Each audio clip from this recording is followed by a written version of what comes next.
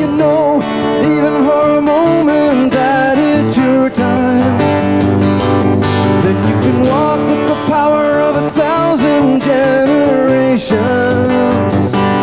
I would now like all of you to join with Margaret and I in a pledge.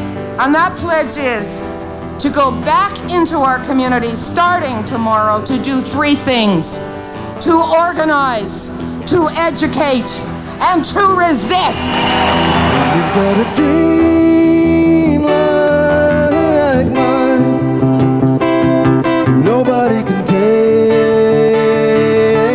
you down.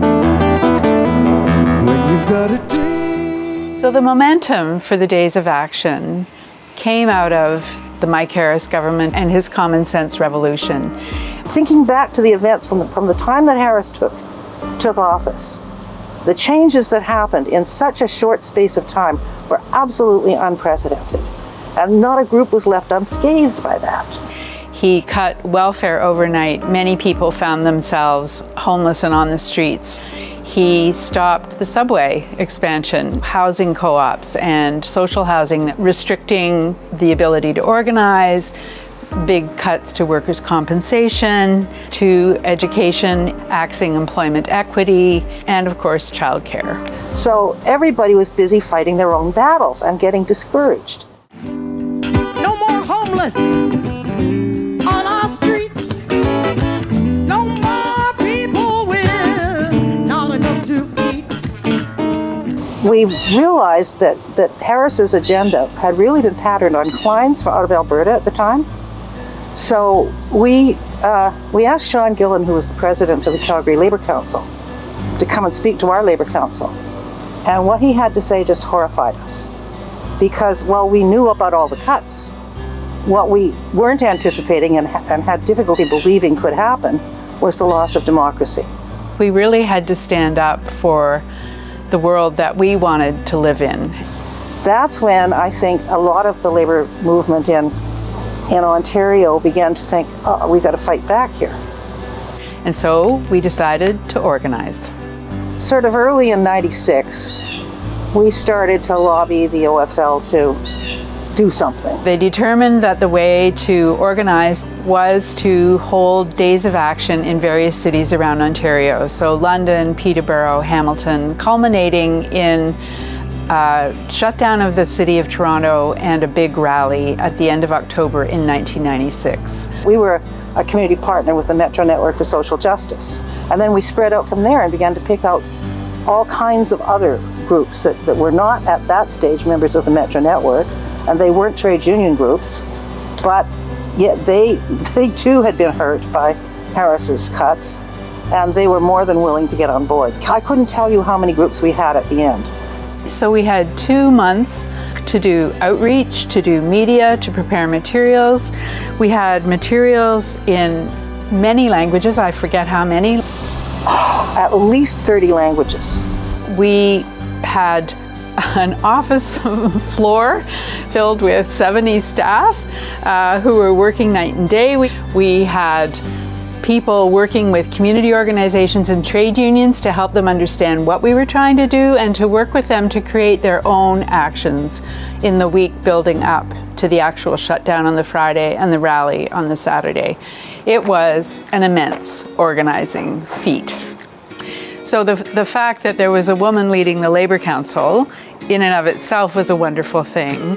But the fact that I was also a woman leader of the social justice community and together we were co-chairing this massive event was pretty wonderful. But the ethnic diversity, the racial diversity that was also present, the working with Indigenous communities. The First Nations drummers were there because we invited them to be. It was more than important, it was vital for us that they be there. So I'm just really proud of all of us that there was enough consciousness and effort and intention about making that part of the work that we were doing at that time. There was about 300 workplaces shut down on Friday. We had community people on the picket lines. We had neighbors bringing people on the lines coffee and donuts. And there were hundreds of workplaces that were cross-picketed on the shutdown day so that workers could stay home or go and picket at someone else's workplace and make the shutdown work. There was a camaraderie that happened around that educated a lot of people around labor issues, I think. The city was like silent. Very quiet.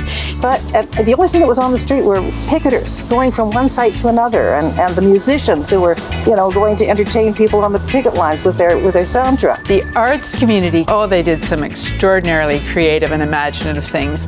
It was like amazing to see this in the city of Toronto.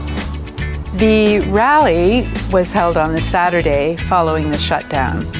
So we marched from Exhibition Grounds all the way up University Avenue to Queen's Park, and of course we get there first. And people just kept coming and coming and coming. They were up in trees. They were hanging off signs. They were everywhere. We were there and people had still not left Exhibition Stadium. The music was extraordinary. The diversity of performers again was brilliant. The speakers were absolutely amazing. Everyone from, the young woman representing students all the way up to senior union leaders like Bob White. It was just breathtaking. And the musicians, what can one say? I don't actually even know how we got Billy Bragg. One of the highlights was when Billy sang "There Is Power in the Union," which is a song that every trade unionist knows and loves. It echoed down University Avenue. There is power in a factory, power in the lands, power in the hand of the worker. But it all amounts to nothing if together we don't stand. There is power in a union. There's so many people behind the scenes who did such an extraordinary job of organizing this thing. I'm just in awe of the courage and the brilliance. Did we actually gain anything? Mike Harris continued on to do terrible things, but we built a platform for future events. At the end of it all, we ended up with trade unions who were getting involved in community issues like they never had before. And we ended up with community groups going out to picket lines like they never had before. Something that remains a lesson today. I think with social media and various forms of technology, it's easy to become isolated, but at some point we need to come out of our houses and out of our workplaces and gather together to do this organizing together in an intentional, strategic way. There's a beautiful African proverb that I love, and it says, if you want to go fast, go alone. If you want to go far, go together.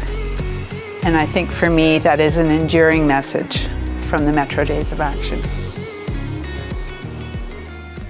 There is power in a